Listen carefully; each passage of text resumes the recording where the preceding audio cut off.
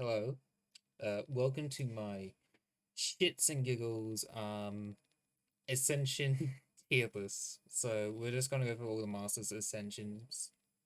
Cause and thank them because I have nothing else better to do. And I thought it would be funny. Because everyone's making their fucking tier lists about what's the best Masters and all that. Yeah, now let's talk about the Ascensions. There's some weird ass Ascensions I want to talk about here. Uh and I thought we'll go by continuity of the bag. But first, I will explain the basis we're judging them on. You have to remember, you can only get your Ascension with Shakespeare.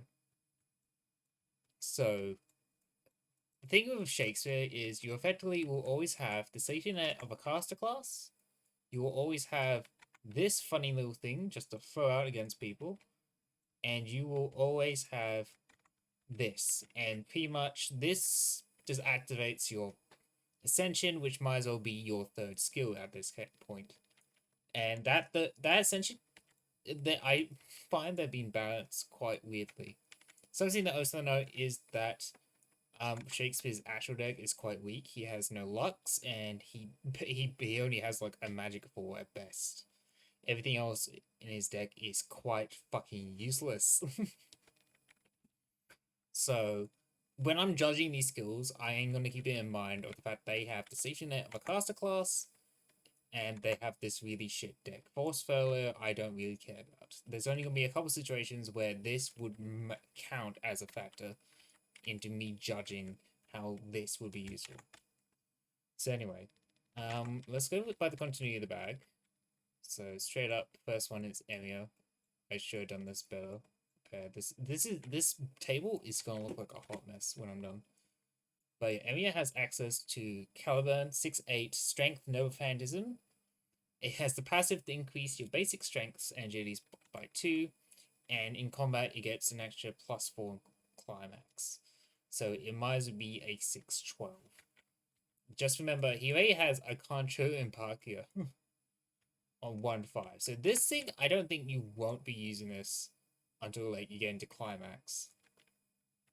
So immediately, he already has the Concho and Parkia that he can just throw out as part of his attack. That kind of makes up for the downside of this deck. But then he's also making his strengths and his veds into 4s and 5s. And he still has the Pep and the Surveyor. He also has Caster Class on top of that. This honestly just makes him stronger than he already is. Like, he already has a really good safety net in Avalon. He has Cast and safety net. He has something that just straight up buffs his abilities. And now he has budget um, Excalibur as well. That he can just throw out. So you might as well... You can just play this. Like, what? Fucking 6/12. Then 1 5. You're paying 7 mana. And you already have 17 power on board in Climax? Yikes. I'm putting Emmy in S tier. He has really good firepower with Shakespeare, on top of having that really good safety net, so it actually does work for them in this case. So next is Vin. I should have done this better. So Vin is a bit more weaker. She has a Magic 06, and yeah, she gets to throw it out, but the main thing I'm using for is your basic magics and Gander Shot now have +2 power. So your Gander Shots are immediately have incredibly value because now you have an additional 3 you can just throw out by throwing out a gem. Then you're also increasing the power of your magics attacks. It's not basics, is it? Yeah, no, it's just your basics. So you can see, yeah, you only got your 2, your 3, and 4. So you're not buffing anything else in the deck. But now you have like a 0/6 you have in your deck, and you got like a 4 and 2 5s. And then for the action, gain total power equal to all the mana spent this round by all players. Remove this card from the game after combat. If it wasn't action phased, I think this would be a lot better. Because then you can just choose to activate it in combat and be like use it as a punish. I think it's better used going glass in turn order. But if people know you have this, yeah. But the fact that it's removed from the game after you use it, which means you are losing the passive as well. Yeah, no, I think this makes Win quite weaker. I think this Ascension at least puts into B for now. It depends. We'll look at how everything else turns out. But in the context of Vin's kit, just being able to buff your Ganders to like a additional 3 on top of your other magics getting buffed, I think that is incredibly good value for Vin. She doesn't really lose a lot of power compared to other servants we'll see when they get masters when they get to Shakespeare. Shinji. Shinji's a weird one. I don't even remember what he does. Funny book man. Hey, oh yeah, Cancer's Vessel. Jesus Christ. It's always whizzed me out. This card gains its effects at the start of climax. Okay. Lose Book of the False Attendant. If Shakespeare was your first and only servant, gained plus 12 power in Miama, and each time you gain VP, all opponents in Miama lose that much many VP. Otherwise, gain VP. 8 VP. So he would still have to find a way to get into climax, but if he's able to win, he doesn't have anything else going for him. But he also has to somehow not lose all his command skills. Like, yeah, sure, he gets a big boost in climax, but I don't think that's enough to put him in A. Because this means you're not doing false attendant. Like, so you're not going to be using your false attendant, which is like Shinji's strongest point. So what, you have to kind of struggle your way into climax. And then when you get to climax, then you get to have a big boost. I honestly don't see any value in that. But I think Sakura has the better one, and I don't know if you're allowed to. Oh, yeah, you can't gain this card after round 4. That's kind of a good way to change it. I think that text is really just there to make Shinji players have to burn the command skills early, so they can do this. Once per game, when a player is eliminated from the game and the Tainted Girl is activated, you may add any of all their players' skills, remaining skills, to your game. I mean, because if I give a Sakura with Tainted Grail, Infinite Mana, you get to gain more skills to add to your ball. I think we all know where Sakura's going then. Infinite Mana, you can play additional cards. Now you get to also play other skills, which might as well make up for the downside. Like, sure, the downside in this case is you're playing Cast Class on Sakura, but let's be honest, you win one fight with Caster Class up, you'll probably will be around this area where you can activate Tainted Grail. Alright, next is Kirei. I know where Kirei's going immediately, but I might as well read out what it does. Patron of Evil. While Supervisor is activated, so the card that lets you go to Recon, you can reveal your servant name to defeat any one player in your battlefield. While Execute is up, the +2 power, all your basic powers have +2 power and you ignore the defeat status. Kirei is easily the best Ascension in the game. You have the ability to literally win a fight if you want. At any point, you can just bully someone. You still have the safety net of Recon on top of having Caster Class. And then you have the ability to just buff all your basics. And you can't be Assassin classed. It's fucking obscene. You still get to have the +2 power from Executor. It's insane that Kirei gets to be that powerful on Ascension.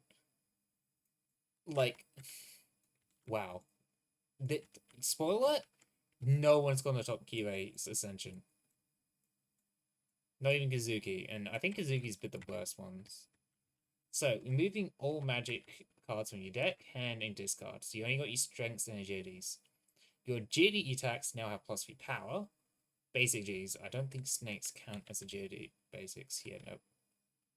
Your snake cards gain passive combo, pay 6 mana, add this card to your attack.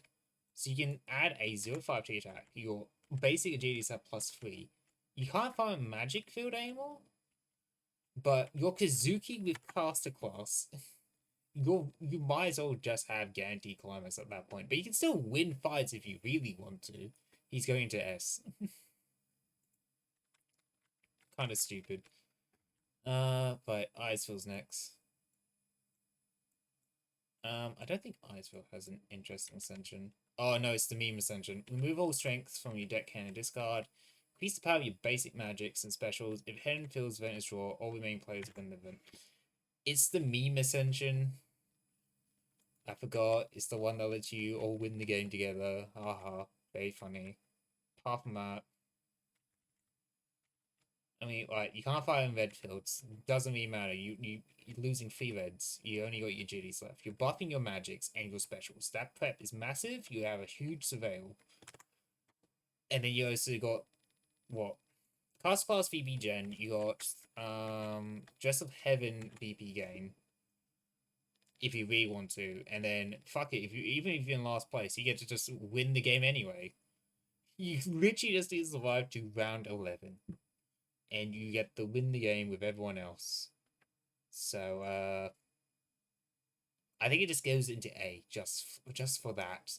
Just for the B to effectively have to win one less round to win the game. Who cares it's a fucking tie, you still win. Okay, Tega. Fucking hell, this is the first one I'm putting in the bottom tier. It's a fucking meme. 5/8. Workshop becomes a battlefield. It doesn't get any objectives. Contested VP bonus is equal to the current offensive mana value. So at best, it's like, what, 2 VP if someone decides to stay in there and fight with you? It's a fucking meme. It's a very suiting meme for Tega, but I still want to fucking use it. It's like, it's not a very good meme. Oh, I just realized we skipped over Bugman. I don't think Zolkin's is good either. Like, Zolkin and Cast Class is already pretty good. Because he gets Cast Class up pretty fucking early compared to other characters. And plus with Caster Class, he really doesn't need a fight anymore. I mean, what, he just deploys him on the +2. He has enough mana to not lose the VP. Okay, here you go. Elusive Mastermind. When you move, you ignore engagement. Okay, so bounds don't work on you. You don't need to win a fight to drain mana from your opponents. So you can afford to throw a couple fights because you're still going to be gaining free mana. And then you may pay 6 mana. All opponents in your location loses a command skill. This is pretty fucking good, considering the fact First Folio will...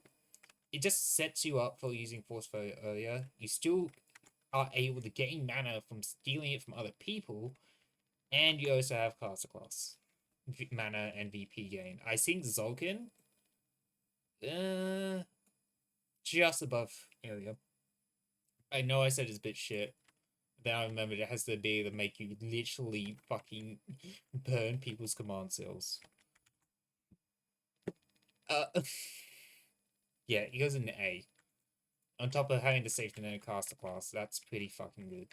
Oh, excuse me. I'm just gonna go ahead and...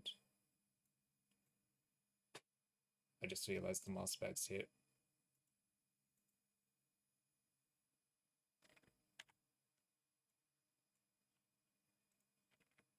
That's at least one way to clean it up.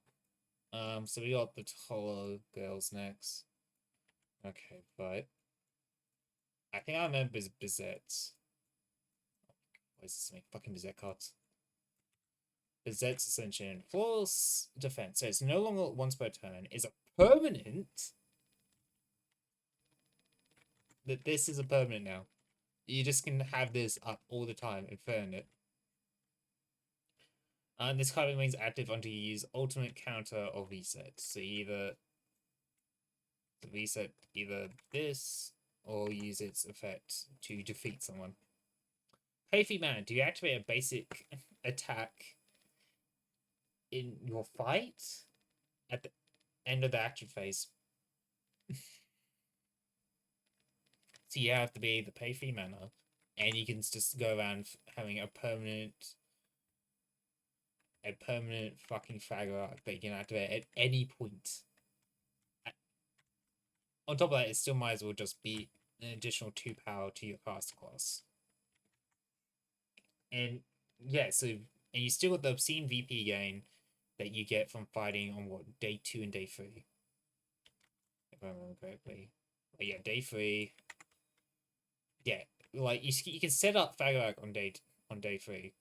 Literally, this costs nothing on day 2, and then you can just so you can ideally fight on day 2 if you really want to, and then you have day 3 to win the fight on. That's pretty fucking good. Just being able to walk around and defend that.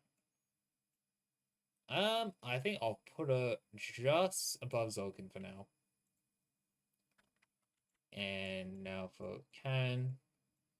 What I have a feeling Uchi's gonna fucking have me on stake for what I'm about to say about these Ascensions. So. The 1/7 agility and overphantasm. When this card is added to your skill zone, you get to have the Shroud of Magdalene. Oh, this. So you pretty much have this in Spiritual Materialism. So nice, VP drain. You have additional VP gain, class. You still have to have this help you win fights, and now you have a 1/7 that lets people gain VP. Oh wait, no, that's good. I just realized it's good. If they gain free VP, you can then just steal it with Spiritual Materialism.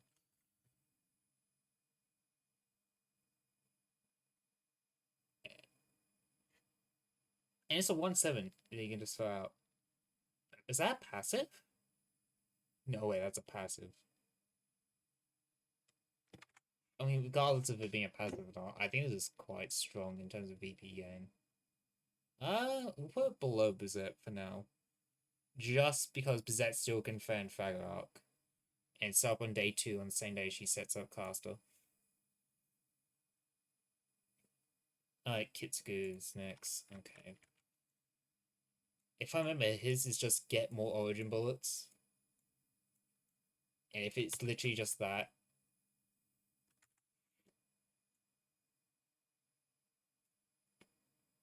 Not stronger than Kirei, I refuse.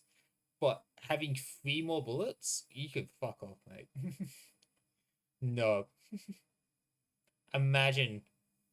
Like, Kirei has the very ability to win a fight with 1 bullet. And just having the ability to thread in a bullet lets him win other fights as well. Now he gets to have 3 of them? He's also probably replacing the weakest cards in that deck. Yeah, no, that's a little stupid. So Takemi. Takemi.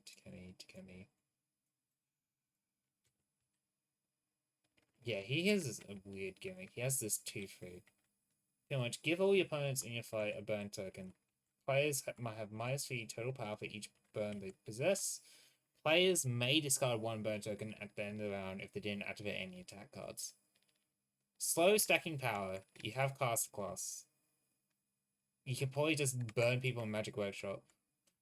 Fictional Magic Workshop back.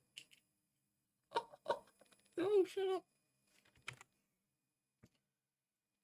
It's a 2/3. You can't play an additional though. You are making them lose -3 power, but I think it just takes a lot of time to set up. At best, you're forcing them to take a downturn as well. I'm gonna put him in B for now. Just for now. Alright, next is oh, Kirei. Fuck. I just made a Kirei. Oh yeah, I forgot how fucking sad this one looks. Human Barrier. Your basic attacks cost 3 more mana and gain 4 power. So, in other words, Berserker. You become a Berserker. If you're broken, so in other words, your Nemesis has been eliminated, gain 6 mana to put the top card of your deck into play. If you're Magic Workshop, you may move to the same battlefield as your Nemesis. I don't know, do you pay for that movement? So you have a combat move that you probably still need to pay to travel to, or maybe not. And then if you're broken, you can pay 6 mana to put the top card of your deck into play. I think this works with his ability. Yeah, pick and reveal a card among the cards in your hand or skill zone at random. If it's an attack player, face up or face down player, attack player increases power per 3.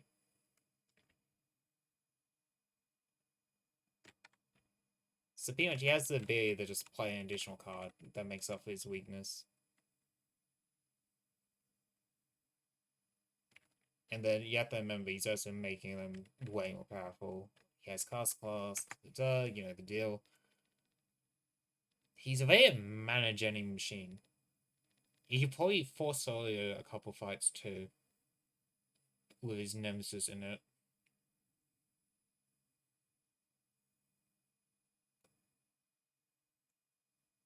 I think I like this for now.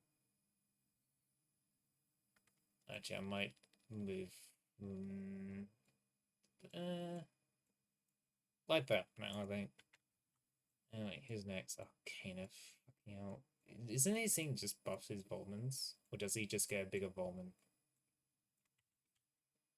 Okay, your attacks remain active for 2 more rounds. When you draw a Volman card from your attack pair, you may reveal it to draw an additional card. That's pretty good. You can literally cast her, then you get to keep the other card in play for another round. This also means your Volmans will be active, so you can really stack up power. Cast class mitigates how bad his mana gen is, but he still has forced deployment, so he can't take full advantage of caster class if he ends up snowballing. I'll put him in bottom A now. I like how nothing's gone in C yet. Wow, it's almost like Ascensions are designed to break the game. Never mind, here's your first one. Here's your first one that's going to D.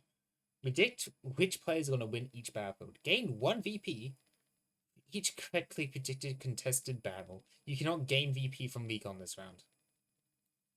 Pay 5 mana. At the end of the phase, you and all players at your location discard 2 cards at random. Man, I wonder where Wave Ascension is going. I wonder where this steaming pile of shit's going. Wow, who would have guessed? Fucking garbage. Actual garbage. Alright, when is go? Alright, Murder has the funny Defile card. And I'm going to read it out to those who have not read has seen Defile. It's a 1/3 action. So you pay 2x mana. Discard an objective on your battlefield with an exact VP value. If you do, opponents who fight on that battlefield lose X VP, 2x total power, and their terrain advantage. So in other words, you're making people lose VP. You can still probably win contested fights. So you're still getting contested VP on top of that. Yeah, no, it's fucking hilarious. Hilariously good. I'm glad you're going to put it above Burn. Actually, I'm starting to think Burn can go into C. At this rate, you know what? You could sit in C for now. It's fucking dumb, though. Holy shit. Iceville.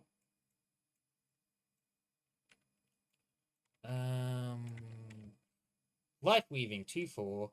You can only use 1 ability on this card per round. So base attack you play this round remains active for 2 rounds, or your attacks gain magic plus 1 power.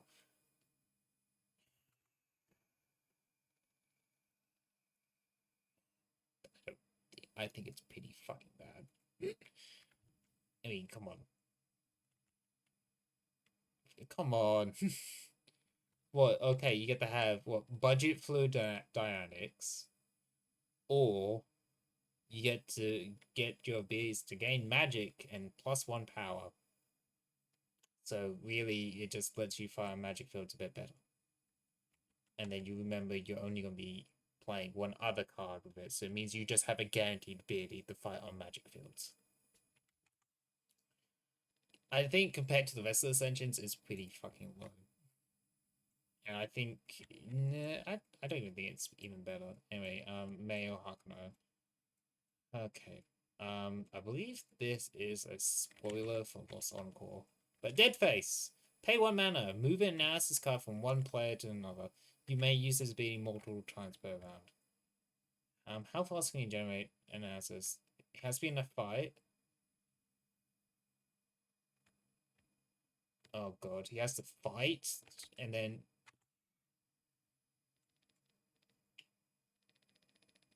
what's with these terrible fucking ascensions?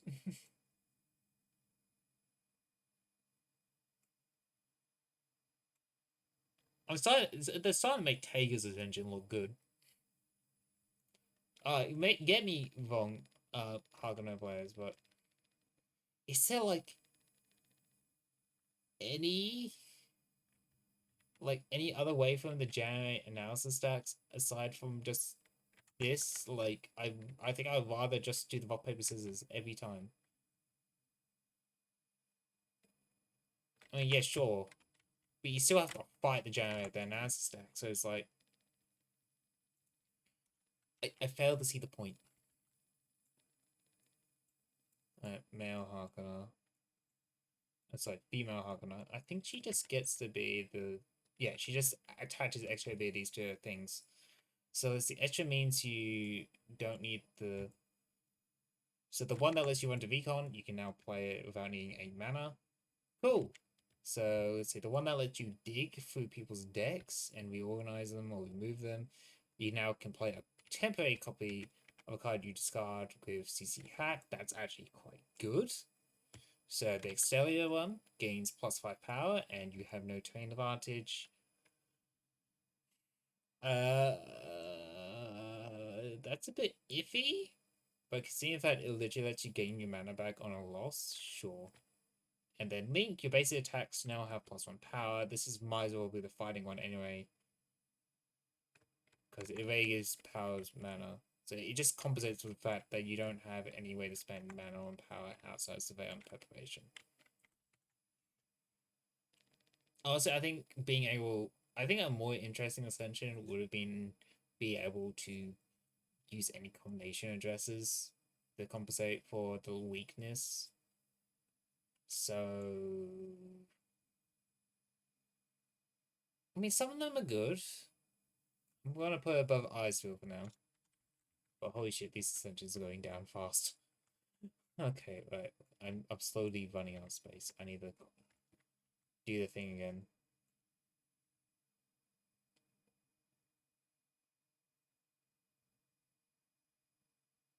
There we go. I'm making sure I don't pick up the bag. Alright, so next is Janaka. Oh, fucking Janaka's shit. Look, you may choose to not deploy during outpost. If you do, we covered a cheat code cast. Taxi control, always keep the original printed types. So in other words, you could just choose to not do an off turn to use cheat code cast, and the casts that are turned by cheat code cast are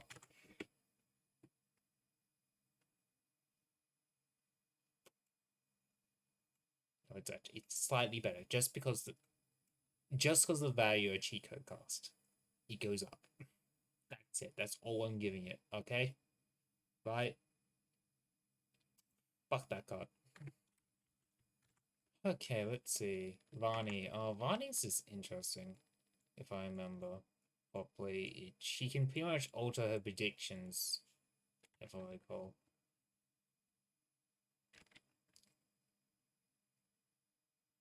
Yeah, pretty much you get a massive VP boost. Might as well guarantee you climax at that point. And you can reassign your policies if you fuck up. And then during climax, you literally get to play better twice Pierceman. You already have control of the events, and now you have control of the objectives in climax.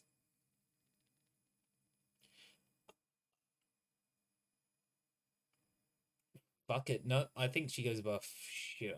Maybe not above shit. Holy shit, there's a lot of competition. Yeah, no, that's where she's going. No. Dan Blackmore. Alright, old man. Old man Blackmore. He's a very kind of mid already. But I think this works, because now he has access to surveillance and preps that work in synergy with this, because you have to remember, he gets terrain advantage from moving, so he's really good on prep servants. He has cast class, which gives him the mana to move. He now also gets to have the additional preps on his side if he wants to win fights. Yeah, and he may play them in addition to his attack. In addition. And if they go into his discard, they don't get removed from the game. So he can just effectively shove more preps and surveil into his deck. Just having on-demand preps on top of cast class, I think that really just puts him. I want to put him to S, but seeing how strong the position for S is, and you're still gonna get the chance of being assassin class. I think he can go above Can for now.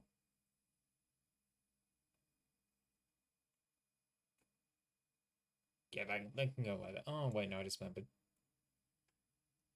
Anyway, Alice. Alice is the Snow Castle, right? The Phantom Castle.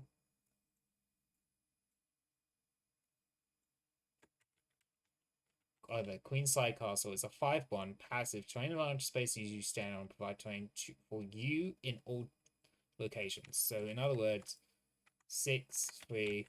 Then you play your prep that you have a you lay on 14 fucking power. Good job. Remove Phantom Alice from the board, then defeat all players in her previous location. Action. So you could remove Alice, defeat all players, and then surveil down anyway still.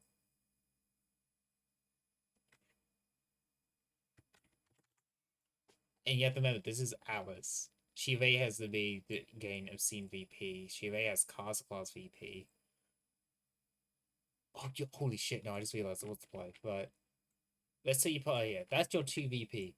Phantom Alice deploys here. You got plus V power. You can literally play the 5/1 and surveil. You defeat everyone here.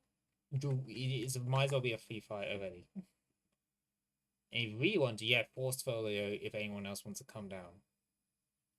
But yeah, again, I think that's a little bit overkill. I think just above Kazuki for now.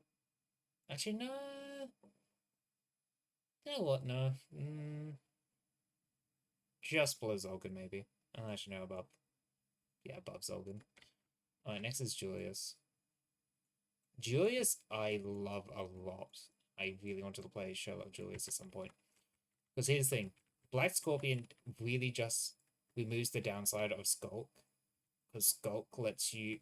Skulk kind of forces you to have to deploy on a battlefield.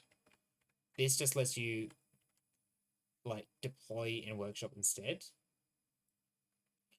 So Skulk now becomes an amazing threatening tool. Because you can literally be like, you know what, I'm going to Skulk. You can pay them 2 mana to deploy in combat instead. And now people, like before with normal Skulk, people would know you have to deploy in Mama or Shinto. If you don't, you're kind of fucked. With this, now people will think, oh, maybe he will deploy into Mama and Shinto, or maybe he'll just go to Magic Workshop. It is a massive mind game enabler. And on top of that, combat deploy, which means you get to do your fucking action phase in combat where everyone else has played their cards, which means you have a much safer first folio. I think he might as well just go straight into fucking A tier for now. We'll see. I think he goes above Alice, above Karen, probably not above Dan. But no, actually no. He can go top of A for now. Because I think that's incredibly huge value he has there. Unlike this little shit, Leonardo. He has this 6/8. After combat, if you have 20 or more total power opponents in your fight with less power than you lose 3 VP. You're not going to get that combat off. Sure, you have a 6/8 you can play as a skill. It's locked out of anger. And have fun trying to snowball fights and stack up your bonus on on Leonardo. This shit's going straight into fucking C. Bottom C, mainly because it's just a 6/8, and which means you have a lot of raw power that Shakespeare doesn't have already. So yeah, no, I think it's a bit shit. Twice.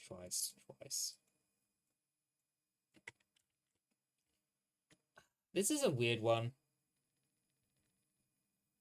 I think to get its value, you still need to be able to win one fight with Caster Class Shakespeare, which is doable, and then you have to somehow stay at the bottom of the VP lead if you want to keep your plus 12 at power. And yeah, sure, you get to have the B to save yourself, but I think in comparison to the rest of the Ascensions, I think it can go just below Shinji, because Shinji still has to be to make people lose VP.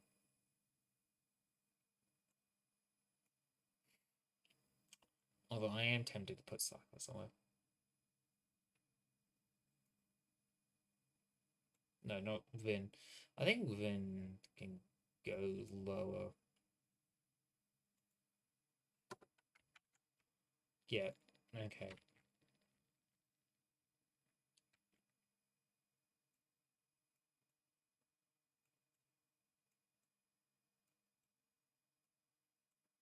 Okay, Secret Gardens Lady. Fucking Kiara, I hate Gaia so much. Remove a secret garden from the game. When you resolve Heaven's Hole, Shakespeare skills does not count to the number of skills you possess, so you can keep Cast Class. So that's the one thing you get to have. So you get to keep Cast Class, you get to keep First Folio, on top of having all your turns. I don't think that's quite valuable, because you still have to play your turn out before everyone else. So if you First Folio, and surely people can prepare for that. I mean, then you just intentional. Oh, well, you can't because you still want to get your cast class VP. Yeah. I wonder where this is gonna go because you still need to win a fight. You can't turn your things to yeah. I mean, sure. By the time you reach there, if people are not smart enough, you can fend portfolio. I can go above them. Just because, like I said, if people are not smart enough, you can literally spam Force Folio every turn. But I think if people are smart enough, they're going to be able to punish you for it. Like, if people are not punishing you for it, she goes straight into S here. If they're not playing smart and using the command skills safely. So yeah, Darnik. Darnicky. I have actually played this guy. He's a bit fucking weird.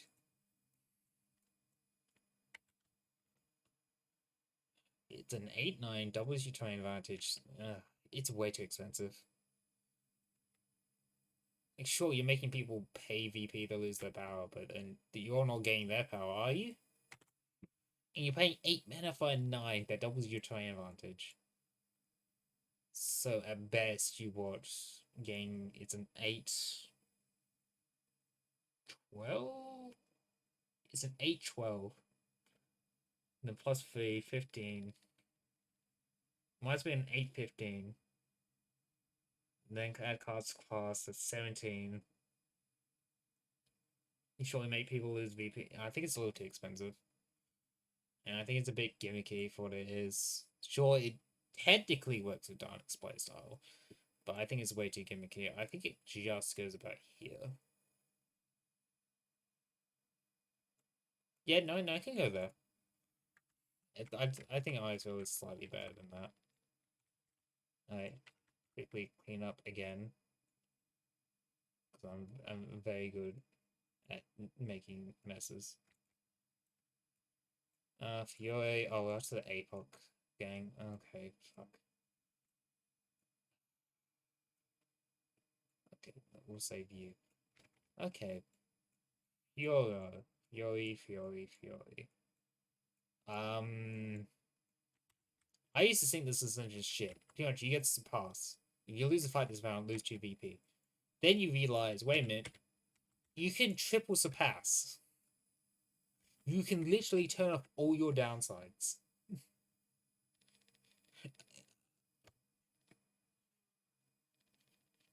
um, I think a good Fiora player will literally make sure that this. Yeah, no. turning off all your downsides. Amazing. And like I said, a good Fury player can probably make this work. In the context of Shakespeare's skill kit, though, I think a lot of this will just make up for his downsides. Like, this straight up makes your other skills just...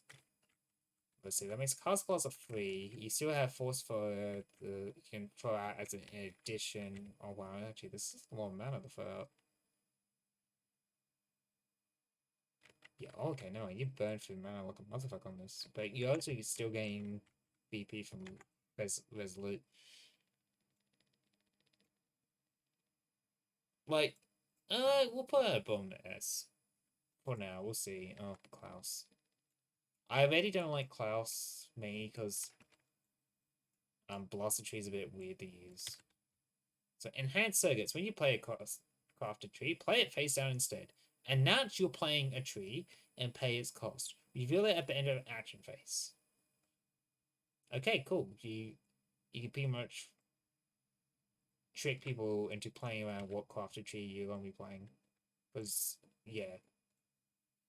Pretty much his gimmick with the Blaster Trees is that they're pretty much just slightly better saber class. Like, he literally has budget saber class, budget invisible air, and budget 7 power defense. And you can buff your magic attacks. So if you're using primitive primal battery, you can just make your cast class into a +2. Sure, you could get a little bit more mind gains out. Craft a tree.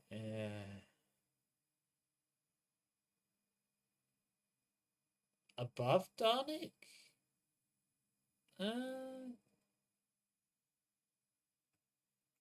There, and I think I'm moving to Kemi down actually. Poor man. Sure, he gets additional VP gen for his stuff, but still kicks him up the arse, doesn't it? Plus, Burn's still a bit fucking weak. Actually, if Burn might actually force people to use their items to win. He can go there. Sieg is really fucking good if I recall. He has to be the regenerate command skills, which is really good for him because that means he can spam his skills a bit more. Yeah, there you go. If opponent in your fight spends 4 more mana, recover command seal. While transformed, your basic strength attacks become +3. So transformed, it means you just change your Siegfried and you have access to this. So you can spam Linden Leaf a bit more. Okay, cool. You get the buff your strengths. Cool. You get the... You can regain command seals, which means you have more BP and you have more BP gain if you want to. You punish people for going all out, pretty much. I will put him just because...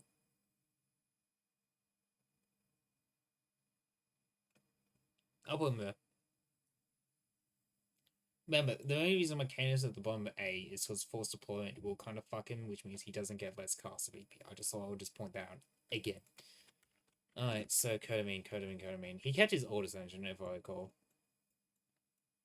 Or did it get only a slight adjustment? No, it's his...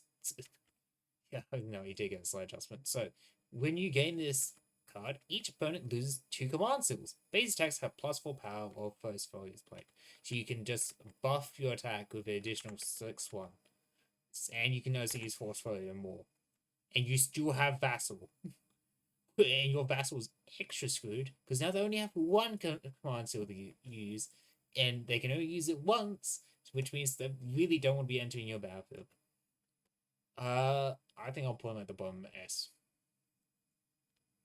Actually, then I remember command seal loss is massive. Sure, you can't spam it, but just because it's more instantaneous, and you don't need to spend mana doing it.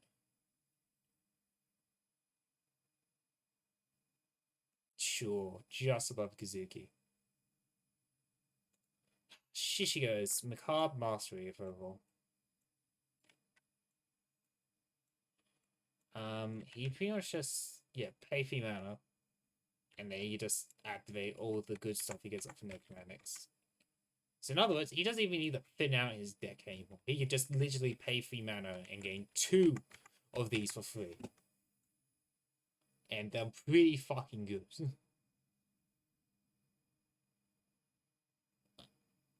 Not about Cyclo. What happened with Cyclo? So, oh yeah, I remember now.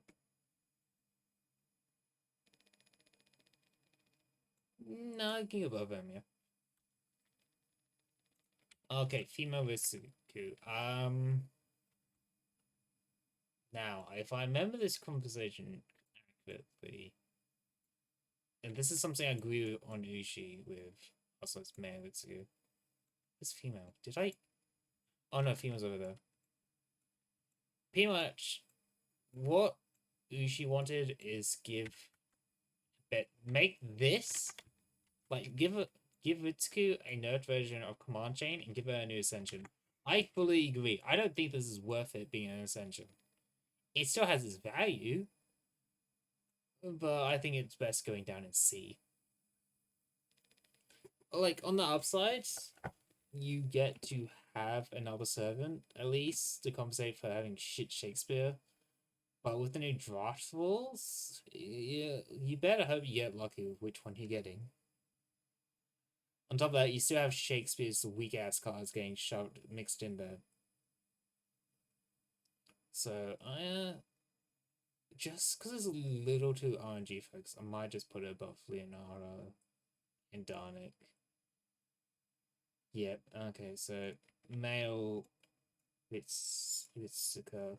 I like this one a lot, it's very funny. Every time he draws Maple Tofu, they double this card's power. So he has a permanent 1, he gets that part of his deck. And then if he really wants to, he can go digging for the 1 Maple Tofu in this deck. So he gets buffed caster recon. He has to double his piece power, and he can really go digging for it if he really fucking wants to.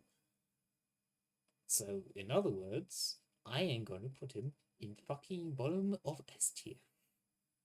And S is starting to look a little crowded, so maybe I'll just put him at the top of fucking A. I mean, he gets increased VP gain. He can go really digging for Tofu to increase his combat power if he really wants to. Sure. Thank God it doesn't have types. But holy fucking shit. Alright, next is Foe. Smelly old Foe. I believe they changed their Ascension. No, he still has Resurrection. And you know what I think it is? It's a fucking meme. Okay, right. So you can prevent a player from being eliminated after elimination if there were an opponent. So you can stop yourself from being eliminated. Bit stupid, sure. Swap your VP if it's an opponent, sure. If either one of you wins the game, you both win the game.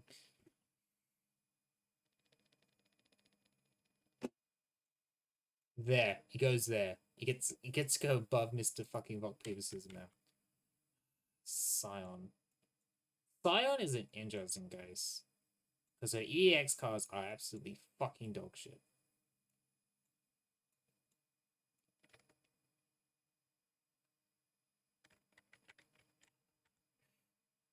And here's why I think this is a lot better.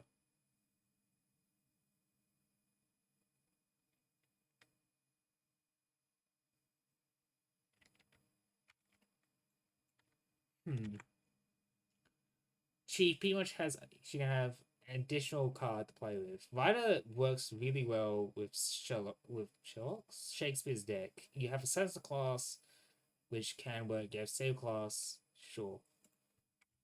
But thing is, you can't change them out. And unfortunately, Mr. fucking Shakespeare doesn't really benefit from having EX caster, especially early on.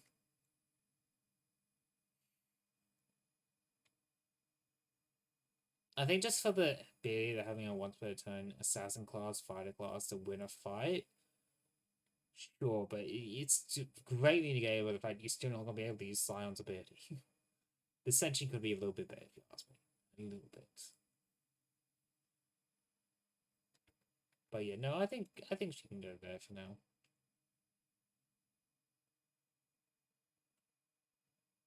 Yeah, no, I like that. Caddick. Caddick is interesting because you would think his downside would be the fact that he has anti-class energy, but no, then you remember he has this piece of shit. Fast expansion. 8-5. Sure, it's expensive as fuck, but it might as well be an 8-10 on Russia. So, sure, you have a passive 5 power on Russia already from objectives you already put in. And then you can put a Russian objective from outside the game onto your battlefield. And if you can't expand 5 mana, he expands fucking fast. Imagine how many disruptive objectives you can put in. Fucking obscene. Absolutely obscene. It's fun. I've played it once. It really makes everyone not want to play with you. But holy fucking shit, it's stupid. He's already wants to be fighting in Russia, and now he has even more power in Russia. So no one wants to fight him in Russia. It's amazing. I just realized we went past Gordiv. You know, I'll do Gordiv now. Goth Punch is very strong, and I believe his Ascension just literally makes it stronger. Okay, you know what? Just for that God tier alone. No, I'm joking. Goth Punch gets +6. You can still double its power, remember? So this is a 0-8 now. You still have class. If you use Fool's Gambit and win the fight, who loses your fight, lose 2VP. S2 really be looking a little crowded. We should start shoveling things around. He has a fucking 0-8. He can double his power. He has insane VP gain. He has caster class. He still has first folio. Sure, he doesn't get the fight, but like, fuck, you still got caster class. You can just wait for a better hand. You actually have the patience to do it. And Fool's Gambit just means you can VP scam some fuckers.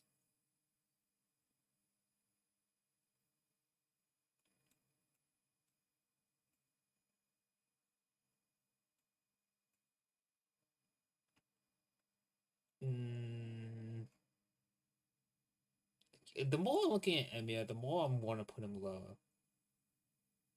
Because holy shit, he's really starting to get outshined here. I think he's still better than Ketamine.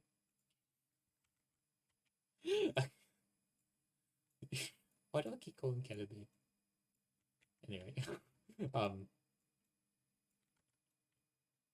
Alright, so Philia, she already has prolongation, she barely has a detriment, and now she gets Welder Eater.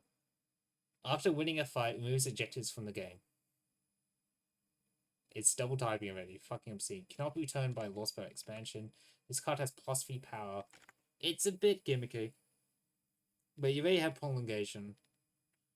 You're probably going to use your first prolongation to expand. Then you're going to use your second one on an expansion. Then you probably want to play this as part of your attack.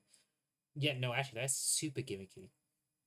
Fuck, no. When I think about it, it's pretty fucking... I think it just beats Takemi, though. Yeah, no, I like that.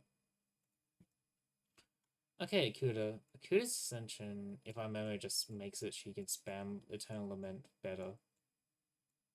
And Eternal Lament is a very fucking dumb card. She has Chinaman VP gain already. So True Ancestor. Remove all Shakespeare's game. Oh never mind, you lose cast class. You lose access to portfolio. You no longer have a servant. Recover Eternal Lament.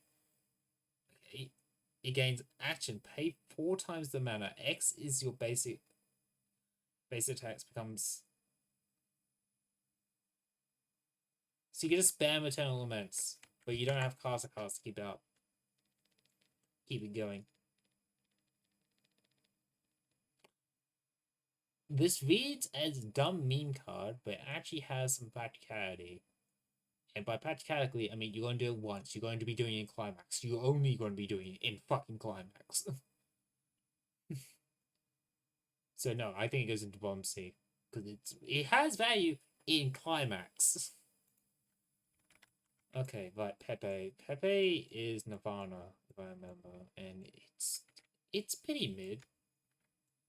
Yeah, I'm just say that. It's pretty fucking mid. So Nirvana, your opponents are now unaffected by India Injective, so you're not buffing your opponents with India anymore. Amazing. Remove an Injective from Yuga Cycle, gain 2 mana plus 3 power. And then if you're running a bit low behind your expansions for your Yuga Cycle, like, let me get the objective that I know is here, isn't it? Yeah, Judgment.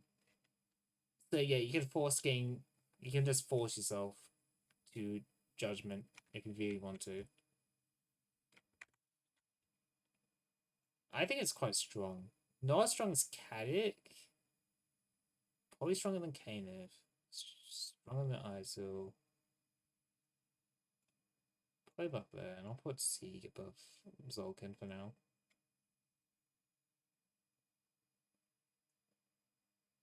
Man, oh, fucking Woody. Oh my god, do I need to explain why Wooden's bad? Wow, what does Wooding want to do? I wonder what Wooden's ascension is. Does it let him hog all the ketamine for himself? No. Oh my god, why is this many fucking injectors in it? For really bad something. He has a lot of shit. No, Grand Order. Every time you win a fight, secretly note down an additional round for Astromancy. So the gimmick here is, win fight with Astromancy, gain an additional round of Astromancy. I wonder where this is going. I don't care. Wooding's a bad fucking servant. Is a bad master, and now he really doesn't get an ascension. I think it would be a bit better if it didn't hand out ketamine to other people. Like if he had a way to gain ketamine, sure, it would be a bit better, but he doesn't, so it's a bit fucking shit. Gaesha and Tiamat, sure, we'll do the Beastmasters now. I'm gonna save some fucking time and just pull this out. Tempo time and time for me. Right, tempo time. It has no types. On play. Pretty much, this makes up for the fact that you're gonna be losing Demon Gods from seeing in fucking Caster Class and Workshop all day by letting you have power when your Demon Gods come back. You can also have the ability to search for your Demon Gods. That's it. It's literally designed to negate Caster Class being bad on Goratia. It goes in bottom B. As you know, it can go up here. Sure, he gets additional power in his things. Yeah. No. He goes above it. That's it. No, he's not. He's not allowed to go up any higher. He's fucking shit, dude. He can eat shit. He gets jack shit from me. Titan form. Okay. You cannot enter Magic Workshop. Cool. Turn off Caster Class's best side. Cool. Ignore card effects to prevent you from playing cards. Okay. Sure, you can't gain VP anymore, but at least now you get to be able to play other cards alongside your Neuron Beast. Base decks become pretty much Zergers. Yep. Just the Kirei. It's just the Kirei's thing. And then you may choose to play 2 cards face down as part of your attack. When you do, add Force Failure to your attack.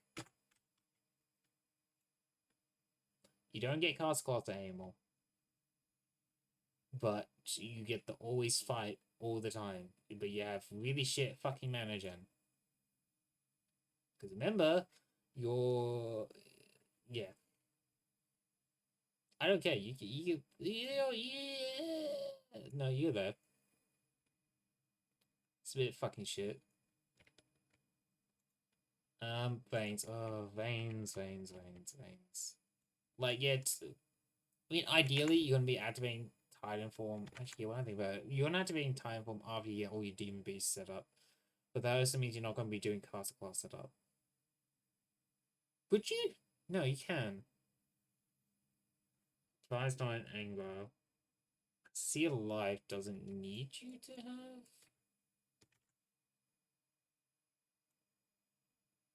Yeah, never mind. No, this goes up. This goes way up. Holy shit. Because it means you just get the... Because...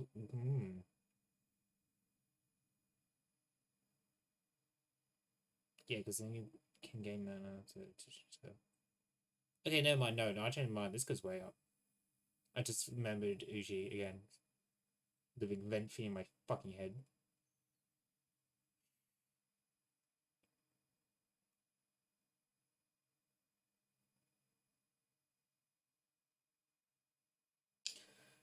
Does it beat VP game though?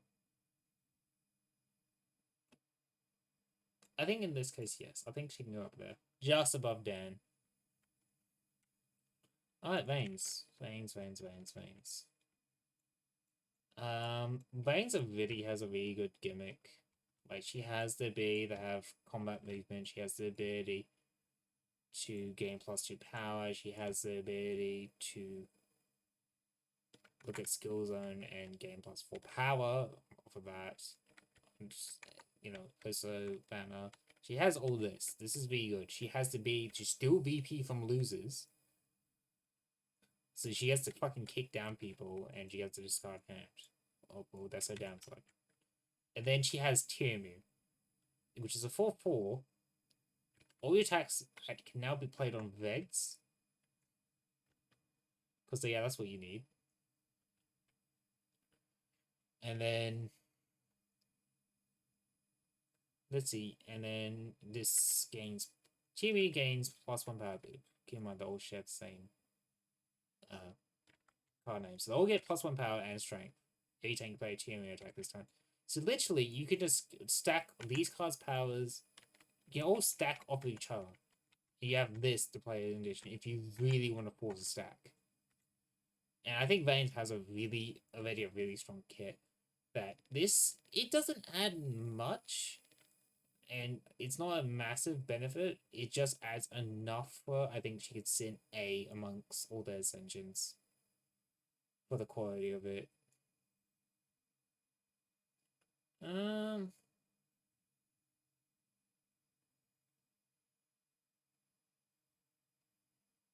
Alice has the defeat combo, but I'm gonna put her just below Alice. She's either above Alice or below Alice. I'll keep thinking about it in the back of my head. Okay, Ruby. Fuck Ruby. Holy shit. Ruby's is dumb. Incredibly dumb. Pretty much all you need to know is it lets you win. It lets you win on colored objectives. Sure, you have to pay 3 mana to maintain it, but holy shit, you might as well win every color objective in the game. You still have a weak ass deck, you still have cast class to carry you, but you have more fighting chances because once again, you double your objective bonuses. Yes, sure, you still don't have a luck, but fuck.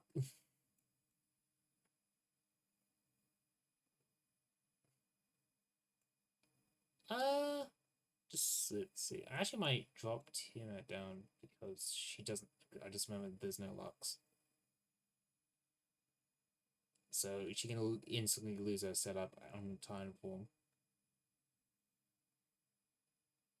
Wait, doesn't Tiamat have one that has a demonic beast that lets it not defeat? No, she doesn't.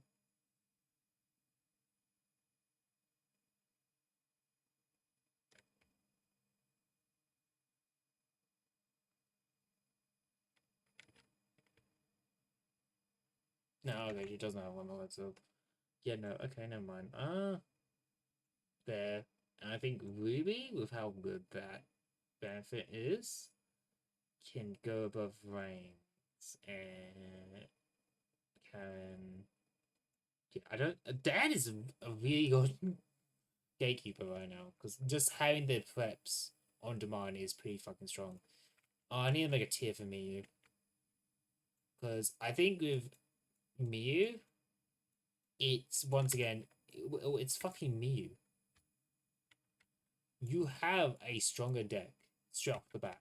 Sure, it's magic focus, but then you also have add all your installs that you would normally have to add in for card selection.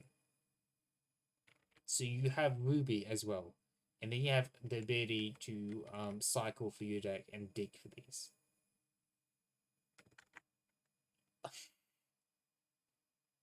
And on top of that, your Miyu.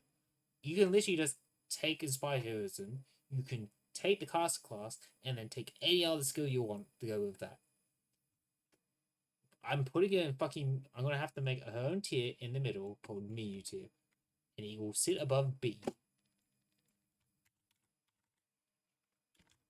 Because well, I get the joke is Miyu gets to go on the bottom, but if Miyu draws Shakespeare as her free servant, I think she gets to sit in the middle. Perfect in the perfect middle above. No one else. And I just realized I mean. So yeah, no, she gets to sit between. She gets to sit right in the fucking middle, right there. The true gatekeeper of B. Actually, not making it below. No. Fuck, now I'm fucking up. Now she goes there. So now time for the third magical girl. That's actually not a magical girl. It's Amber. I think she would used to be S tier with her Ascension just because of the value of magical onslaught. Now she's kind of less weaker in terms of Ascension, but Mecha Hisu is still fucking funny. So play up to 2 magical onslaughts. So imagine how many burn workshops you can play now. On top of that, you're guaranteeing your synergizer bonus. Opponents in your fight with less trainer advantage than you have -4 power. If you if you win the fight, all players burn the worship of all players you battlefield. It's a fucking great meme that actually works. So thanks, Kirsten.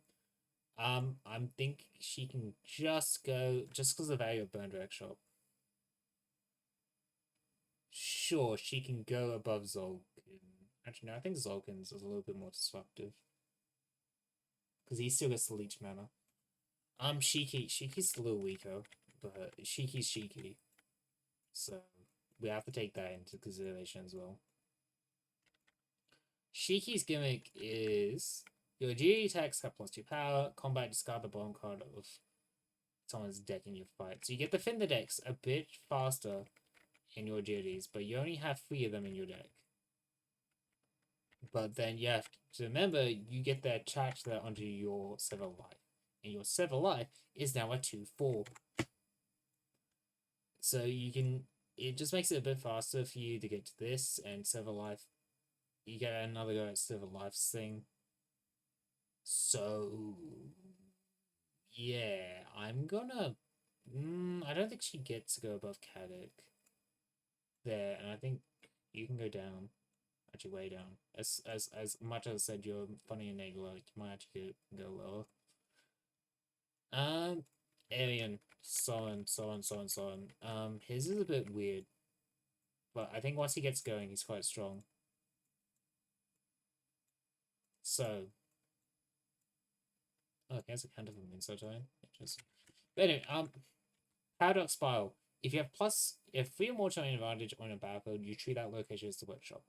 While you're in workshop, opponents cannot leave your location and must play face down. So how I see it is you're probably throwing the first 3 to 4 rounds. But then you get the treat Mayama's workshop. And now you get the weird fights Mayama while still getting caster BP. And your cast class is going to be significantly cheaper. So you have to remember, you can only gain terrain advantage. Yeah, you would only get +1 permanent terrain. And you still have stagnation, but you're still getting VP gain. So no, I think he gets to go above Kanan. You know what? Kanan can sit in B now, I think. Just because A is looking low clouded. And now for the final master of the batch, Fujino. If I remember, she just gets an additional warp space. Yeah, she gets an additional distortion. See, she has a 6/8 she can fire out magics. And after getting spinal injury, gain 4 VP when you lose all your pain. So you get additional bit of VP for going spinal injury a little earlier. Sure. This little boost, I don't think it adds much to her kit. She's, I mean, I don't think she benefits a lot from having someone like Shakespeare as their master. So I kind of tempted to just put them to C-ish. Maybe just down here. I mean, considering affiliate, affiliate should probably go into B. Like I said, Welder A is a bit of a gimmick, but I mean, it is a weaker combo. She is affiliate. It is a weaker combo. Alright, so final sentence, Tierlist. I still think Kirei is the top. I am not moving. Kirei is a top tier ascension. I don't care if this man gets to spare 3 more fucking bullets. This is fucking obscene. I mean, this is obscene too, but yeah. Then Saka being able to steal other skills. Amazing. Then you have Shishiko that literally lets him get the benefits without losing his cards on his down downs. Then let's see, Vani just being able to be better twice and reassign and get a huge amount of VP. Sure, she has a massive safety net at that point. Like I said, he has a lot of power going to climax. He still has caster class VP. He's still forced to fight if he needs to, and because he has caster class, he still will likely have Avalon if he does fuck up. But yeah, no, a lot of power and VP gain. Ketamine gets to fuck over one power extremely well, and he gets to screw everyone else as well at the same time and gain plus, and pretty much can pay 6 mana to gain plus 8 power on his basics. Yeah, no, good. Golf, like I said, just having a 0-8 that gives you 4 VP, amazing. You can double its power to 16 for modifiers as well. Like, I know Uchi says, man, the meme is what? It's 0-10, but it's got a golf punch that gives you 4 VP. No, the real fucking meme is having a 0-32 that gives you 4 VP on.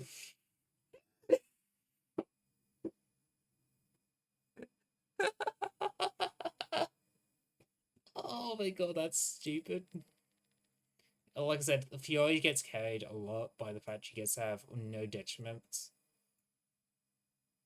She might as well be gaining additional VP because you, like, for Fiore, you're going to be probably surpassing into the one that lets you gain more VP. So yeah. Yet again, caster class, just being on this man carries him. Having to be the then throw snakes, increasing his combat power is amazing. Fast expansion, obscene. This, obscene. Mind games, obscene. Having just be able to set up caster class and Fragarack on the same turn, amazing. Preps on demand, amazing, especially with how much terrain he can give himself from just moving. And he can really just... Again, he also has surveils if you want to burn them in. Funny meme card actually does well on him, surprisingly. Dumb double ejective bonus. Being able to have Shroud and Spiritual Matricism and a way to enable Matricism as well. Sure, and it's a 1/7 on top of that.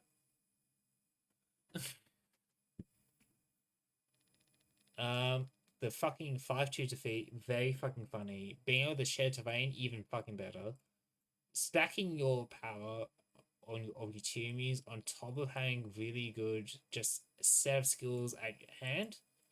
Yeah. Siegfried being able to generate command spells, meaning he can spam stuff like Landleaf and Balmorg. Sure. This Zolkid, amazing. This is fucking great form of disruption if you get it off. This just makes him a lot better because now his objectives can actually only benefit him and not everyone else. With setup, there is value to this, but it kind of does lose value because of a lack of luck. This is a funny meme card. So, you know what? No, you can go down here. And then Solon, like I said, Solon, he is a bit slow to set up properly. But when he gets set up, fuck, man. Having access to all the class skill, pretty much having access to rubies and souls, amazing. Straight off the bat. You then have cast class on top of that, even better. You have access to any third skill if you don't take first folio. Which, yeah, that gets a little RNG, but that's why I'm putting her above B. So, yeah, she can either influence her way into A or B or S, depending on what she picks as her third skill. I've unfortunately put him down to B just because A was looking a bit crowded. I would probably put him back into A if I could. Like I said, forced deployment does kind of screw him out of the B of generating stuff of caster VP, but yet again, he has to be able to keep his tax going as part of his things. He can stack up power if he needs to. And then I forgot what's the other part of the thing. This is a bit gimmicky, but I think it works.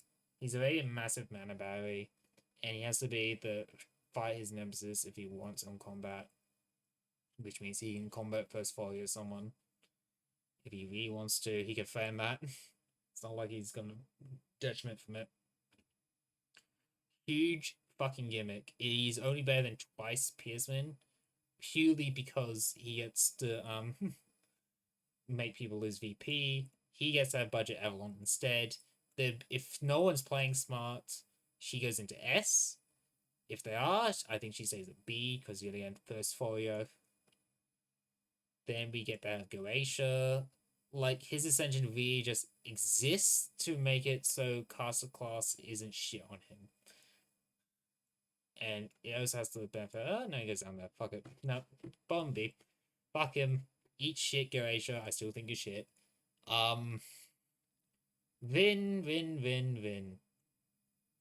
It's a bit gimmicky, but again, with +3, then you have what you can buff your other magics, sure. And then if you really want to, you can win a fight by burning your dual sword, but I really wouldn't recommend it. But it does have value in climax. Funny defile card goes boo. Mind games, sure. Primal parity, buffing your magics, even better. Additional effects are nice. It could do a lot more. Gimmicky card for sure. Gimmicky as hell. Maybe I'm missing something there. We'll see. Doesn't really need it, especially because pain doesn't really work on her to begin with. Especially, well, at least with Shakespeare or Beast. So, like, there's no point going spinal on Visiono. It's an okay card. Maybe they let you have both of things, sure, but having to pick one of the two, I think they're both kind of weak. It's a good card. It has some value, but it should be part of a base kit and be given a new Ascension. Is only in C tier because the value of having a Vita or an Assassin class, or Save Class or Lancer. Oh no, you wouldn't pick Lancer. Why the fuck would you pick Lancer when you have class? I think EX cards in general do need to be relooked at, though, especially because it doesn't work. Half the servers aren't even designed with class in mind. Like having EX cards in mind. It's kind of fucking dumb. Sure, you get to make people pay VP, but it's optional. It's optional, and yeah, it's a bit expensive. Only here because it's a 6/8 that you may sometimes get off, but no, he doesn't really work. Funny meme card, but Eternal Lament is a funny thing, and you still get Chinaman VP again. Fucking dumb. Sure, you get the spam Astromancies, but still dumb. The fact you don't even get the magic VP to gain your cheat code back, no. Dumb meme card only has value because it's a fucking 5/8. The fucking shit. But it can do stuff. Some stuff. Fucking literally worse, Heavensville. Sorry, third dress, whatever fucking he goes. and absolutely fucking dog shit. If it gave you a way to generate analysis without fighting people, sure, but you're paying 1 mana to move analysis. That is it. It's fucking dog shit. So anyway, that is my Ascension tier list. It is 1 o'clock. I have work tomorrow. I'm gonna upload this, and if I see any people type shit to me, I am literally going to be too fucking sleepy to read it. So I'm going to go to bed now. Good night.